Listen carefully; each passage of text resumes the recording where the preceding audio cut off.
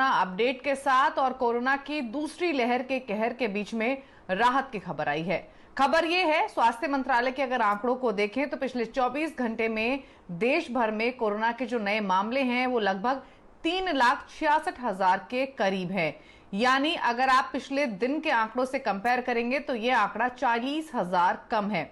बीते 24 घंटों में कोरोना के 3,754 मरीजों की मौत हुई है। पूरा अपडेट क्या है ये समझेंगे। हमारे साथ दिल्ली से दीपाली नंदा और मुंबई से विवेक गुप्ता बने हुए हैं। दीपाली के पास चलते हैं। दीपाली, थोड़ी राहत तो दिखी है क्योंकि आंकड़ा जो है वो 4 लाख के पार पहुंचा था और अब उसके नीचे आता हुआ दिखाई दे रहा है। क्या है ओवरऑल अपडेट?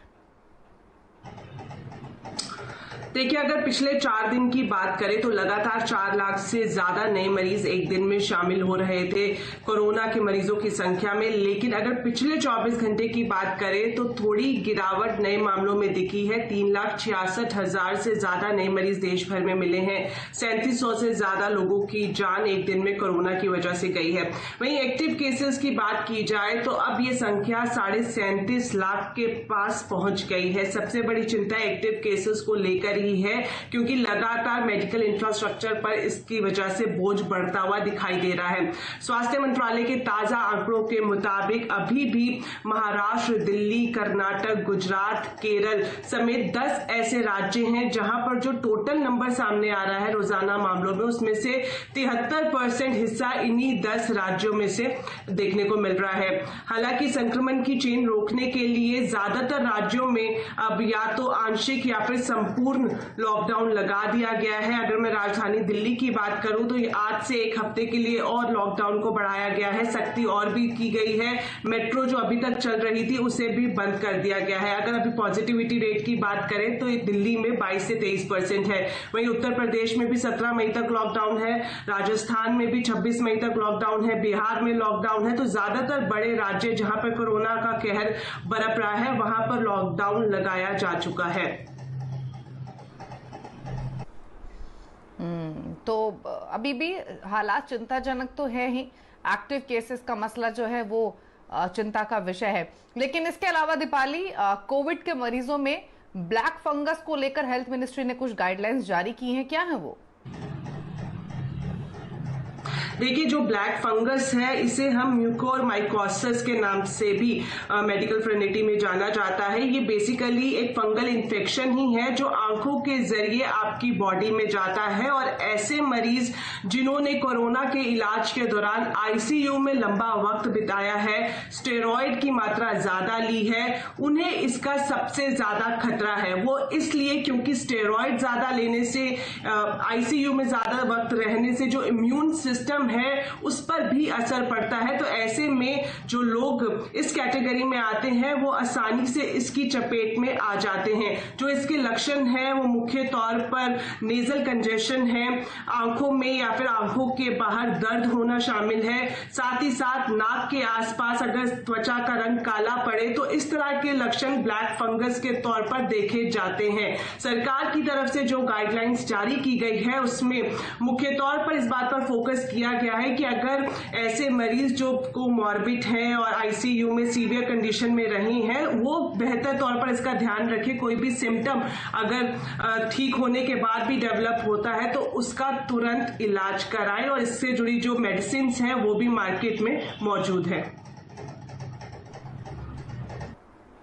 तो आप ये देखिए कि ये पोस्ट कोविड बीमारियां हैं जो निकलकर सामने आ रही हैं। तो एक तरफ तो कोविड का कहर और अब दूसरी तरफ ब्लैक फंगस का खतरा नजर आ रहा है। लेकिन सवाल ये है कि आखिर ये ब्लैक फंगस आई कहां से और ये कोरोना मरीजों को ही अपना शिकार क्यों बना रही है? क्या ये दवाइयों से ठीक नहीं हो सकती है? और आखिर अगर ऐसा है तो इसका इलाज क्या है? इससे कैसे आप बच सकते हैं? इस सब पर हम बातचीत करेंगे। आज एक खास शो आपके लिए लेकर आएंगे कंज्यूमर अड्डा, जिसमें हम जानने की कोशिश करेंगे इस ब्लैक फंगस से जुड़े हर पहलू के बारे में। तो देखिए शाम 5:27 पर विपिन भट्ट के साथ ब्लैक फंगस का वार।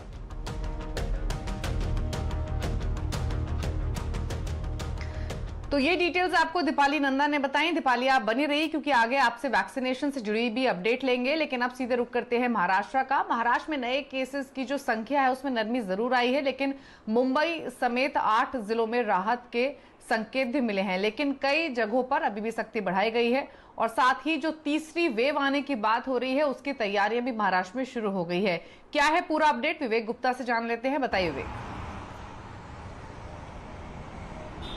दीपाली, देखिए, आपको बताना चाहेंगे कि जो महाराष्ट्र और मुंबई में जो कोरोना वायरस के मामले हैं वो लगातार अब डिक्लाइन वेव यानी कि डिक्लाइन स्लोप में आते जा रहे हैं। मामले लगातार कम होते जा रहे हैं। अगर हम 24 घंटों के आंकड़े की बात करें तो पूरे महाराष्ट्र में लगभग 47,000 से ज्यादा कोरोना वायरस के मामले सामने आ गए थे और 572 लोगों की मौत हुई थी।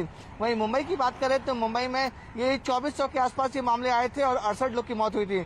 मुंबई की मैं आपको बात बताना चाहूंगा कि आज से 10 से 15 दिन पहले जो मामले थे मुंबई में वो 10,000, 11,000, 12,000 के आसपास आ रहे थे और आप अंदाजा लगाइए 15 दिन के अंदर अंदर बीएमसी ने और सरकार ने पूरी तरह से मुंबई को कंट्रोल किया हुआ है। अब जो मामले सामने आ रहे हैं वो 2200 और 2400 जैसे नंबर मामले सामने आ रहे हैं, यानी कि नंबर जो है वो काफी ज्यादा कम हुए हैं। वहीं दूसरी तरफ महाराष्ट्र के कई से जिले हैं जहां पर काफी जगह काफी स्ट्रिक्ट लॉकडाउन लगा दिए गए हैं और लॉकडाउन का वजह यह है कि जहां पर नंबर बढ़ रहे थे अब वहां पर भी नंबर लगातार कम होते जा रहे हैं। यही स्थिति अगर ओवरऑल महाराष्ट्र की बात करें तो जो नंबर्स हैं वो काफी ज्यादा कम होते जा रहे हैं, क्योंकि स्ट्रिक्ट गाइडलाइन बनाई गई है कोरोना को लेकर। सिर्फ एक निर्धारित समय तय किया गया है कि इतने समय तक अलग अलग जिले अलग अलग शहरों में लोग बाहर निकल सकते हैं अपने एसेंशियल चीजें खरीदने के लिए, सब्जी और दूध खरीदने के लिए। मेडिकल स्टोर 24 घंटे चालू रहेंगे।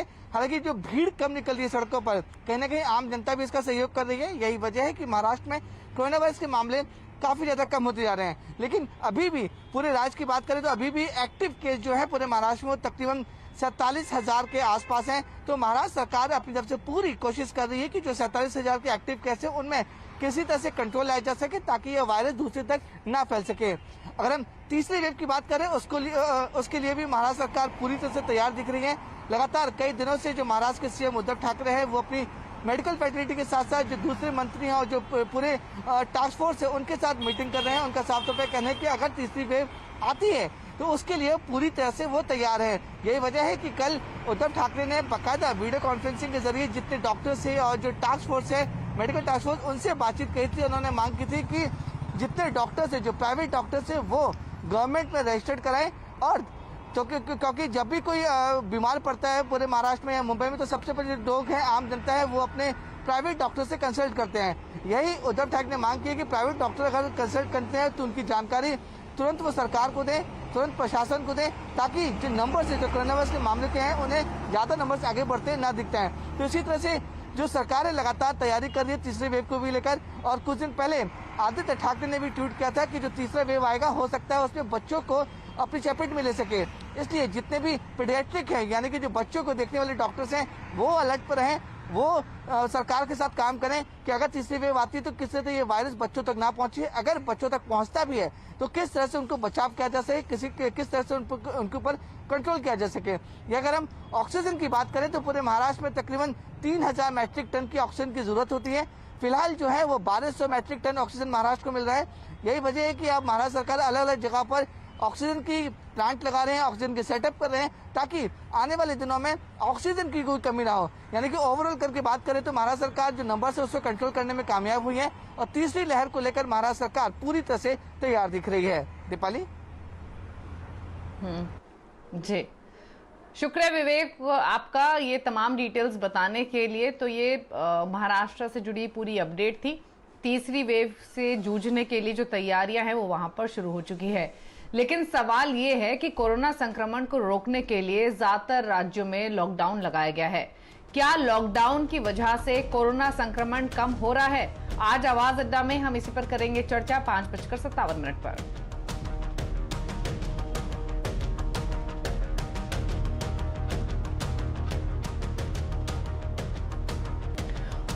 और नौसेना ने ऑपरेशन समुद्र सेतु 2 के जरिए देश में ऑक्सीजन की किल्लत को दूर करने का बीड़ा उठाया है और इसी के तहत आज आईएनएस त्रिखंड ऑक्सीजन सिलेंडर लेकर कतर से पहुंचा मुंबई। इसके अलावा आईएनएस कोची और आईएनएस तबर भी सिंगापुर और कतर से मदद लेकर मुंबई पहुंचेंगे। भारतीय नौसेना का ऑपरेशन समुद्र सेतु 2 चल रहा है और इस ऑपरेशन के तहत भारतीय नौसेना दुनिया के अलग अलग देशों में जाकर ऑक्सीजन सिलेंडर जो है उसे बड़ी मात्रा में लोड कर हिंदुस्तान ला रही है। उनमें से एक जहाज है आईएनएस त्रिखंड, ये इंडियन वॉरशिप है और ये जहाज जो है वो तकरीबन 40 मैट्रिक टन ऑक्सीजन कतर से लेके आया है। ये जहाज 5 मई को कतर पहुंचा था और 5 मई को ये 2 ऑक्सीजन टैंकर हैं वो इसमें अपलोड किए गए थे। अपलोड करने के बाद 5 दिन बाद ये मुंबई पहुंचा है और मुंबई में बाकायदा आप देख सकते हैं कि जो 2 टैंकर है, इसमें एक टैंकर में तकरीबन 20 metric ton oxygen liquid oxygen है, वो यहाँ से अब जहाज से ऑफलोड किया जा रहा है। अब इस टैंकर को बड़े ट्रक में रखा जाएगा और ट्रक में रखने के बाद जो जरूरतमंद जगह है जहाँ पे इस जो ऑक्सीजन सप्लाई की जगह है मेन एरिया, वहाँ पर इस टैंकर को भेजा जाएगा ताकि उस जगह से छोटे छोटे जगह पर अस्पताल और जहाँ ऑक्सीजन की सबसे ज्यादा जरूरत है वहाँ पर यह ऑक्सीजन पहुँचा जा सके। आपको बताना चाहेंगे कि जब कोरोना वायरस का वेव 1 था, जब भारत ने भी कई देशों की मदद की थी इसी तरीके से मेडिकल इक्विपमेंट, ऑक्सीजन और जो दूसरी चीजें वो पहुंचाकर कई देशों की मदद की थी। अब जब भारत संकट में है तो दूसरे देश से अपना फर्ज निभा रहे हैं और पूरी कोशिश कर रहे हैं भारत को जो मदद मिल सके वो मदद पहुंचा रहे हैं। उसी की तर्ज पर जो फ्रेंच कंपनी है उन्होंने ऑक्सीजन सिलेंडर भेजा है और साफ तौर पर देख सकते हैं कि अब INS सीकंड से वॉरशिप से जो ऑक्सीजन जो कंटेनर था उसे एयरलिफ्ट करने के बाद अब वहां पे सीधे कंटेनर में रखा जाएगा। वो कंटेनर सड़क के रास्ते अब जो मेन पॉइंट है, जो मेन ऑक्सीजन सिलेंडर के जो एरिया है वहां पर ये जाएंगे और वहां से छोटे छोटे अस्पताल और बाकी जगह पर है वहां पर ये कंटेनर पहुंचाए जाएंगे। और जिस तरह से ये पूरा ऑपरेशन चल रहा है नेवी का, उसमें कई 9 जंगी जहाज इस पूरे ऑपरेशन समुद्र सेतु 2 में इन्वॉल्व हैं और यही कोशिश की जा रही है कि देश के जो दुनिया के जो तमाम देश है वहां से जो मदद मिल रही है, जो केंद्र सरकार की सपोर्ट मिल रही है, उनके सपोर्ट से जो मेडिकल इक्विपमेंट है, ऑक्सीजन कंटेनर है, लिक्विड ऑक्सीजन है, उनको भारत लाया जा सके ताकि ज्यादा से ज्यादा कोरोना मरीजों की जान बचाई जा सके। और कोरोना के खिलाफ नौसेना के ऑपरेशन समुद्र सेतु 2 के जरिए INS एरावत मदद लेकर विशाखापट्टनम पहुंच रहा है, जो 8 ऑक्सीजन के क्रायोजेनिक टैंक, 3000 से ज्यादा ऑक्सीजन सिलेंडर लेकर पहुंच रहा है। INS एरावत के जरिए 500 भरे हुए ऑक्सीजन सिलेंडर और 7 कॉन्सेंट्रेटर भी लाए जा रहे हैं। इनके अलावा INS एरावत में 10,000 रैपिड एंटीजन टेस्ट किट और 450 PPE किट भी कोरोना के खिलाफ जारी जंग में मदद के लिए पहुंचेंगी। नौसेना ने कोरोना के खिलाफ महायुद्ध में अपने 9 जंगी जहाजों को उतारा है।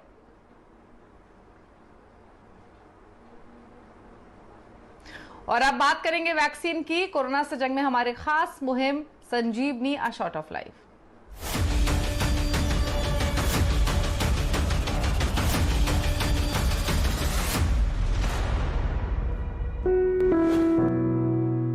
और इधर वैक्सीन को लेकर अब नया अपडेट ये है कि अब तक 18 करोड़ लोगों को वैक्सीन लग चुकी है। केंद्र ने राज्यों को फ्री में वैक्सीन दी है। इधर यूपी सरकार ने कहा है कि यूपी में सिर्फ उन लोगों को वैक्सीन लगेगी जो यूपी के रहने वाले हैं। इसके अलावा इस मोर्चे पर और क्या अपडेट है, दीपाली नंदा से जानते हैं। दीपाली, बताइए। देखिए, स्वास्थ्य मंत्रालय के ताजा आंकड़ों के मुताबिक अब तक पूरे देश में 17 करोड़ से ज्यादा लोगों ने कोरोना का टीका लगा लिया है। वहीं राज्यों को केंद्र सरकार की तरफ से दी जा रही वैक्सीन सप्लाई की बात करें तो 18 करोड़ डोजेस अब तक केंद्र सरकार ने राज्यों को मुफ्त में दी है। और ये भी जानकारी स्वास्थ्य मंत्रालय की तरफ से दी गई है कि अगले 3 दिनों में 9 लाख डोजेस और राज्यों को मुहैया कराई जाएंगी। वहीं अगर मैं अब ओवरऑल जमीनी हालत की बात करूं तो अभी भी ज्यादातर राज्यों में वैक्सीनेशन सेंटर में 18 से 44 साल के बीच जो बेनिफिशियरीज हैं इनके लिए वैक्सीन उपलब्ध नहीं है। इसी के चलते राज्य सरकारें अपने स्तर पर यह फैसला ले रही हैं कि जिस राज्य में जो लोग रहते हैं वही सिर्फ उस राज्य में वैक्सीन लगा पाएंगे। जैसे कि उत्तर प्रदेश ने यह फैसला लिया है कि जो लोग उत्तर प्रदेश के निवासी हैं उन्हें ही यहाँ पर मौजूद वैक्सीनेशन सेंटर पर वैक्सीन दी जाएगी। हालांकि मैं दिल्ली की बात करूं तो हम देख रहे हैं कि यहाँ पर जो वैक्सीनेशन बूथ है वहां पर NCR से भी कई लोग हैं जो यहाँ पर आकर वैक्सीन लगवा रहे हैं। सबसे बड़ी समस्या अभी यही है कि वैक्सीनेशन की सप्लाई को दुरुस्त किया जाए ताकि जल्द से जल्द लोगों को पहली खुराक मिल सके। और इसी बीच जो केंद्र सरकार है वो लगातार राज्यों को ये निर्देश दे रही है कि जो लोग दूसरी डोज के लिए पेंडिंग है उनमें डिले ना किया जाए, उन्हें प्राथमिकता के तौर पर दूसरी डोज दी जाए और वैक्सीन का जितनी डिमांड है उस हिसाब से इंतजाम प्राथमिकता के लिहाज से किया जाए। शुक्रिया दीपाली आपका ये पूरी अपडेट बताने के लिए। तो ये तो इनफैक्ट हमने देखा भी है कि दिल्ली में दिल्ली एनसीआर के लोग पहुंचे हैं वैक्सीन लगाने के लिए, लेकिन उत्तर प्रदेश में स्ट्रिक्टली उन्हीं लोगों को वैक्सीन लगाने की बात की जा रही है जो उत्तर प्रदेश के रहने वाले हैं। लेकिन दिल्ली से सटे नोएडा में वैक्सीन लगवाने के लिए सैकड़ों लोगों की भीड़ अस्पताल के बाहर पहुंच गई। नोएडा में आज से ही 18 साल से ज्यादा उम्र के लोगों के लिए वैक्सीनेशन की शुरुआत हुई है और पहले ही दिन सैकड़ों लोगों की भीड़ अस्पताल के बाहर जुटने की वजह से भीड़ बेकाबू हो गई और अस्पताल प्रशासन को पुलिस फोर्स बुलानी पड़ी, जिसके बाद पुलिस वालों ने लोगों को एक दूसरे से तय दूरी पर खड़ा करवाया। जिला प्रशासन में 18 साल से ज्यादा उम्र के 400 लोगों को टीका लगना था, लेकिन ज्यादा रजिस्ट्रेशन होने की वजह से वहां भीड़ जुट गई। दूसरी तस्वीर आपको दिखाएंगे, यह है नोएडा के भंगेल की। वहां भी इतने लोग वैक्सीन लगवाने पहुंच गए कि लोगों को संभालना मुश्किल हो गया।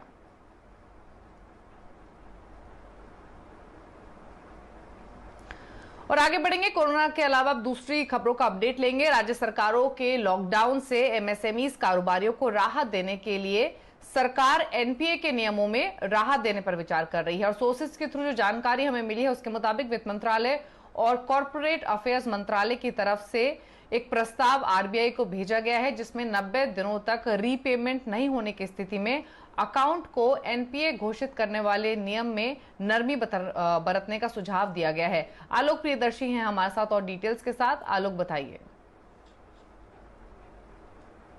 बिल्कुल, देखिए, कोरोना के सेकेंड वेव में अलग अलग राज्यों में लॉकडाउन झेल रहे एमएसएमई कारोबारियों के लिए सरकार राहतों का ऐलान कर सकती है। सीएनबीसी आवाज को सूत्रों से जानकारी मिली है कि वित्त मंत्रालय और कॉर्पोरेट अफेयर्स मंत्रालय ने एक प्रपोजल बनाया है। इस प्रपोजल को आरबीआई के पास भेजा गया है ताकि जो मौजूदा जो एनपीए के नॉर्म्स हैं उसमें बदलाव किए जा सकें और जो मौजूदा जो नॉर्म्स के मुताबिक जो 80 दिनों के बाद अकाउंट रीपेमेंट नहीं करने पर एनपीए घोषित कर दिया जाता है उसको बढ़ाकर 180 दिन कर दिया जाए ताकि बिजनेसेस हाउसेस पर भी लोड ना पड़े और साथ ही साथ बैंकों को भी ये डर सता रहा है कि जो उनका मौजूदा जो एनपीए है वो न बढ़े।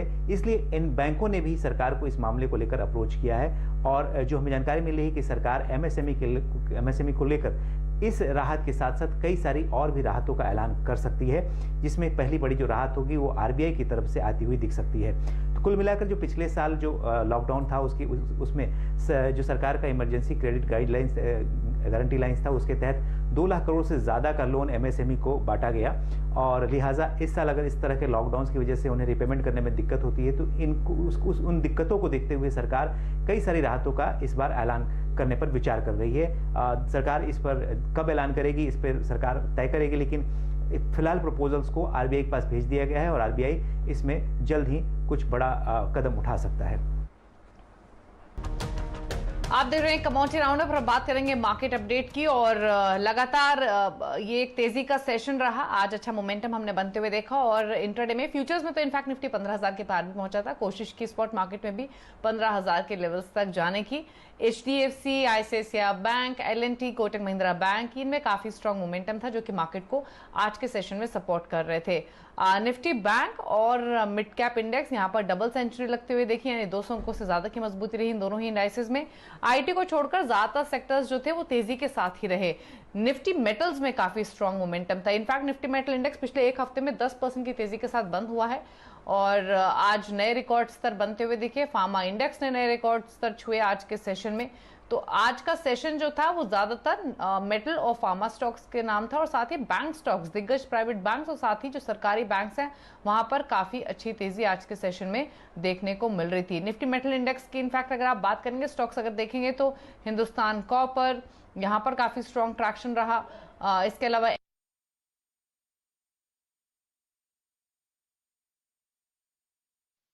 इनफैक्ट अपर सर्किट पर बंद हुआ है आज के सेशन में और इस साल की शुरुआत से लेकर अब तक देखेंगे तो 200% से ज्यादा के रिटर्न्स इस स्टॉक ने डिलीवर किए हैं। तो आज का सेशन काफी तेजी भरा सेशन था। निफ्टी के 50 में से 37 शेयर थे जो कि तेजी के साथ बंद हुए थे। सेंसेक्स के 30 में से 23 शेयरों में तेजी देखने को मिली थी। निफ्टी बैंक के 12 में से 8 स्टॉक स्ट्रॉन्ग मोमेंटम लेकर बंद हुए। यतिन हमारे साथ मौजूद है। यतिन बताइए, सेक्टर्स के बारे में बताइए, कौन कौन से सेक्टर्स और स्टॉक्स यहाँ पर सबसे ज्यादा एक्शन आज के सेशन में रहा? देखिए, जहां तक कि मार्केट का सवाल है, आज लगभग 15,000 निफ्टी के आसपास मार्केट में हमने बंद आता हुआ देखा। सभी खास सेक्टरों में बाइंग देखने को मिली कंटिन्यू, चाहे वो फार्मा सेक्टर हो, मेटल हो, शुगर हो। इन सभी शेयरों में पिछले हफ्ते जैसे बाइंग देखी थी, इसी हफ्ते में भी ऐसी बाइंग हमको देखने को मिली है। एडवांस डिक्लाइन रेशियो भी लगभग 3 बढ़ने वाले शेयरों के सामने 1 गिरने वाले शेयर थे। जहां तक कि गेनर्स का सवाल है, UPL, IOC, LNT, Tata motor जैसे शेयरों में हमको काफी अच्छी खरीदारी देखने को मिली। इसके अलावा अगर आप सेलिंग साइड पे देखें तो Britannia, Shri cement, UltraTech cement नतीजों के बाद और इन्फोसिस जैसे शेयरों में थोड़ी बहुत मुनाफा वसूली हमको देखने को मिली। इसके अलावा ओवरऑल बेसिस पे देखें, मिड कैप गेनर्स की अगर आप बात करें तो लगभग 20% का मूव आज हमने सन फार्मा एडवांस में आते हुए देखा। इसके अलावा बीएचईएल, टाटा कॉफी और नोसिल जैसे शेयरों में भी अच्छी खासी मिड कैप के सेगमेंट में अच्छी बाइंग देखने को मिली। मेटल गेनर्स की जहां तक की बात है तो मॉयल, एनएमडीसी, कोल इंडिया, हिंडाल्को जैसे शेयरों में अच्छी खासी बाइंग देखने को मिली। मल्टी ईयर हाइस पे हमको ये सब शेयर जाते हुए दिखाई दिए। और अगर शुगर शेयर की बात करें तो यहाँ फिर से रिन्यूड बाइंग द्वारिकेश, धामपुर, बलरामपुर और कोठारी शुगर जैसे शेयरों में भी आज हमको अच्छी खासी डबल डिजिट की गेन्स इंट्राडे में आती हुई दिखाई दी। शुक्रिया यतिन, ये तमाम डिटेल्स बताने के लिए। तो ये थे वो स्पेसिफिक स्टॉक्स जहां पर मोमेंटम अच्छा था। चलिए अब बात करेंगे एक खास मुहिम की। निवेशकों को जागरूक करने के लिए बीएसई के साथ सीएनबीसी आवाज ने खास मुहिम शुरू की है। इसके लिए हम आपको बता रहे हैं कि आपको क्या करना चाहिए और क्या नहीं। सारा पैसा, यानी जो भी पैसा आप इन्वेस्ट कर रहे हैं वो एक जगह मत लगाइए, बल्कि हमेशा आपको अपने इन्वेस्टमेंट्स जो हैं उनको डाइवर्सिफाई रखना चाहिए, क्योंकि एक जगह पैसा लगाने से आपका जो रिस्क है वो बढ़ जाता है। अच्छे रिटर्न रातों रात नहीं मिलते, ये बहुत इंपॉर्टेंट एस्पेक्ट है। 2 चीजों पर गौर करना बहुत जरूरी है। एक तो नियमित रूप से आप धीरे धीरे पैसा लगाते रहे बाजार में, और दूसरा ये कि आप अपनी उन इन्वेस्टमेंट्स को समय दें। ये तो हुई क्या करना है, अब बताते हैं क्या नहीं करना है। अनरजिस्टर्ड ब्रोकर के साथ कभी कारोबार ना करें, अफवाहों और टिप्स से बचें, इससे आपको नुकसान हो सकता है। बहुत सारे आपको tips social media platforms, WhatsApp पर मिलते हैं, उन पर आपको भरोसा नहीं करना है, बल्कि एक्सपर्ट्स के द्वारा सलाह लेने के बाद, अपनी रिसर्च करने के बाद पैसा लगाना चाहिए।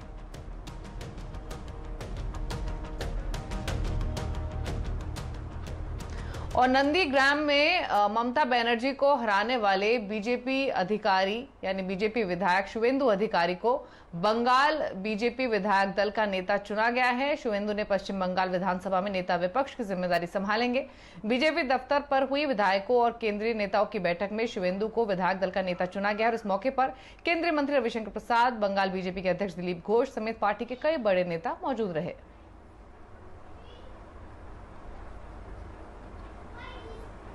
और इसी के साथ आवाज समाचार में इतना है, लेकिन खबरों पर लगातार अपडेट के लिए सीएनबीसी आवाज से जुड़े रहिए। ट्विटर, फेसबुक और यूट्यूब के जरिए। नमस्कार।